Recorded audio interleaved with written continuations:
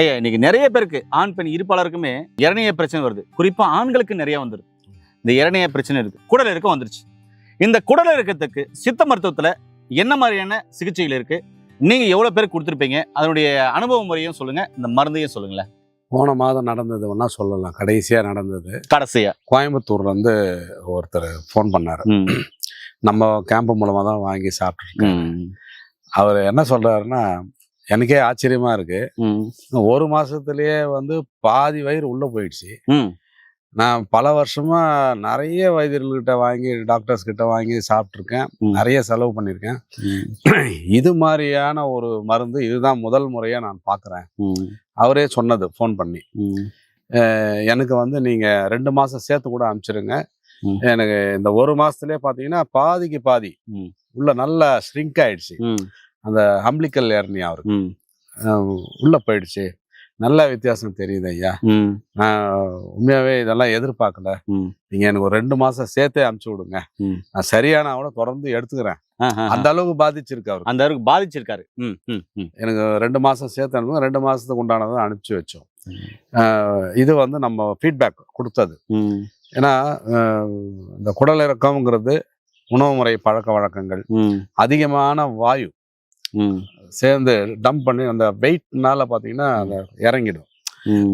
Mess வச்சு தைப்பாங்க, operation mess வச்சாலையும் திருப்பும் உணவியல் வாழ்வியல் மாறுறதுனால அந்த மெஸ் கிழிஞ்சிருது அப்படின்ற. அதனால இந்த மைதா சம்பந்தப்பட்ட பொருட்கள், பரோட்டா, ஃபாஸ்ட் ஃபுட் ஐட்டம், அந்த மாதிரி கண்டதை சாப்பிடாதீங்க. ஜங்க் ஃபுட்டு அதெல்லாம் அவாய்ட் பண்ணுங்க. ரொம்ப மசாலா, வாயு அதிகமாக உற்பத்தி பண்ணக்கூடிய காரமான உணவு வகைகள்லாம் அவாய்ட் பண்ணுங்க. மொத்தத்துல கேஸ் ஃபார்ம் ஆகக்கூடாது.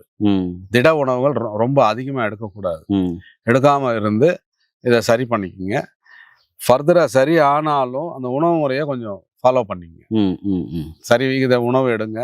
ரொம்ப காரம், வறுத்தது, பொரிச்சதெல்லாம் எடுக்காதீங்க. திட உணவை குறைச்சிக்கோங்க. குறைச்சாலே உங்களுக்கு நல்ல இம்ப்ரூவ்மெண்ட் கிடைக்கும். வெகு விரைவில் மீண்டு வந்துடலாம். ஆமா, அப்போ பெருசா அதுக்கு அறுவை சிகிச்சை தேவைப்படாது ஐயா? ஆமா, அதாவது ரொம்ப அந்த கிழிச்சல் அதிகமா இருந்தா கண்டிப்பா அறுவை சிகிச்சை பண்ணிதான் ஆகும். அந்த மெஷ் வைக்கணும். ஏன்னா இவங்க மலம் கழிக்கும் போது உட்காந்து முக்குனா கூட பாத்தீங்கன்னா வெளியே வந்துடும். ஒரு சிலருக்கு உள்ள வெளியே வந்து நிற்கும்.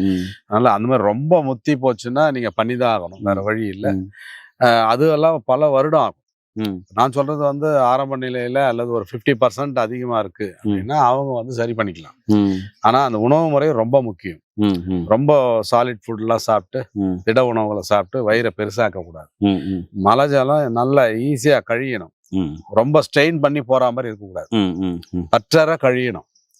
நான் போயிட்டேன்னுலாம் சொல்லக்கூடாது, பற்றற கழியணும். அந்த மாதிரி இருந்தாதான் இதை சரி பண்ண முடியும். ஏன்னா மருந்து மட்டுமே வேலை செய்யாது. நீங்க உங்களுடைய டே டு டே லைஃப்ல நீங்க செய்யற அந்த மிஸ்டேக்ஸ் எல்லாம் சரி பண்ணிட்டு எடுத்தீங்கன்னா சரி பண்ணிக்கலாம். நண்பர்களே, இதுதான் அந்த மருந்து ஐயா காமிக்கிற பாருங்க. ஐயா இது எப்படி சாப்பிடணும், எத்தனை வேலை சாப்பிடணும்? இது நம்ம வழக்கம் போல இந்த கஷாயம் 2 வேளை வெறும் வயிற்றுல. 2 வேளை எந்த அளவு எடுக்கணும் ஐயா? 3 டம்ளர் தண்ணி, அதாவது 300 ml-க்கு 10 கிராம் 2 டீஸ்பூன் அளவு போட்டு 100 ml சுண்ட காய்ச்சி வடிகட்டணும். முக்கியமா அதை வடிகட்டிட்டு தான் குடிக்கணும். வடிகட்டிட்டு வடிகட்டின பிறகு கிடைக்கிற அந்த 100 ml 50 ml காலையில வெறும் வயிற்றுல, மீதி 50 ml சூடு பண்ணி ஒரு 5 மணி வாக்குல மாலையில எடுத்துக்குங்க 2 வேளைக்கு.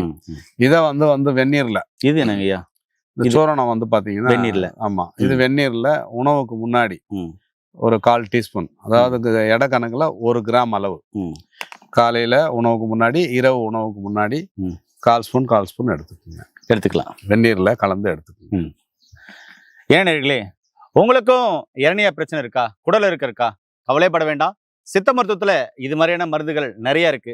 அதனால உங்களுக்கு இரணயா இருக்கு, குடல் இறக்கம் இருக்கு அப்படின்னா உங்க அருகில் இருக்கிற சித்தா டாக்டரை போய் கன்சல்ட் பண்ணி அவருடைய ஆலோசனைப்படி அவர் கொடுக்குற மருந்து மாத்திரைகள் தொடர்ந்து எடுத்துக்கோங்க. அதோட சேர்த்து லைஃப் ஸ்டைலும் கம்பல்சரி மாத்துறது ஆரோக்கியமானது. சரிங்களா? சீக்கிரமா செரிமானமாகக்கூடிய பொருள்களை சாப்பிடுங்க. வாய்வு இல்லாத பொருள்களை கொஞ்சம் எடுத்துக்கோங்க.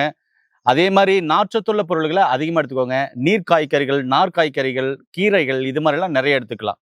முக்கியமா இளநியா இருக்கிறவங்களுக்கு ஒரு அற்புதமான காய் இருக்கு.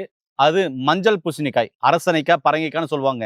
மஞ்சள் பூசணிக்காய், அந்த காயை வாங்கிட்டு வந்து ஜூஸ் பண்ணி காலையில் ஒரு டம்ளர், மதியம் ஒரு டம்ளர், ஈவினிங் ஒரு டம்ளர் தொடர்ந்து குடிச்சிட்டு வந்தீங்கன்னா இரணய பேஷண்ட்டுக்கு அற்புதமா வேலை செய்யும். ஐயா, இப்போ இந்த இரணய வந்துருச்சு, ஒரு சில உணவுகள் நான் சொல்லியிருக்கேன், நீங்க ஒரு சில உணவு சொல்றேன் அப்படின்னு சொன்னீங்களே, அது என்னன்னு சொல்லுங்க ஐயா.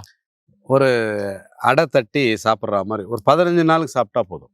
15 நாளைக்கு வெகு காலம்லாம் எடுக்க வேணாம், 15 நாள் போதும். ஒரு அடை ஒன்று செஞ்சு சாப்பிட்றது எப்படி செய்முறைன்னு சொல்கிறேன்.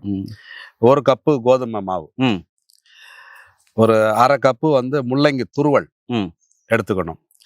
சீரகமும் மிளகுத்தூளும், சீரகத்தூள் வந்து ஒரு 1/4 ஸ்பூனு, மிளகுத்தூள் வந்து ஒரு 1/4 ஸ்பூன், 2 சிட்டிகை இந்துப்பு போட்டு நல்லா பிசைஞ்சு அடை தட்டி காலையில ஒரு வேளை ரெகுலரா எடுக்கணும். ஒரு 15 நாள் எடுத்துட்டு வந்தாங்கன்னா அந்த வயிறு உப்பசம் குறைஞ்சி அந்த ஹெர்னியா சொல்ற அந்த குடல் இறக்கம் வந்து பாத்தீங்கன்னா நல்லா சரியாகும், குணமாகும். இது வந்து உணவு முறையிலேயே நம்ம வந்து சரி பண்ண முடியும். இதை எடுத்துக்கிட்டு கூடவே வந்து ஒரு வேளை அந்த அடை தட்டி சாப்பிட்டுக்கிட்டு வரலாம். காலை அல்லது மாலை ஏதாவது ஒரு வேளை எடுத்துக்கிட்டா போதும், அந்த அடையை சாப்பிட்டுடலாம். அடை சாப்பிட்டுடலாம். என்ன நண்பர்களே, இந்த உணவையும் சேர்த்துக்கோங்க, சரிங்களா? இதெல்லாம் நீங்க பயன்படுத்தும் போது நோய் நொடி இல்லாம ஆரோக்கியமா வாழலாம்.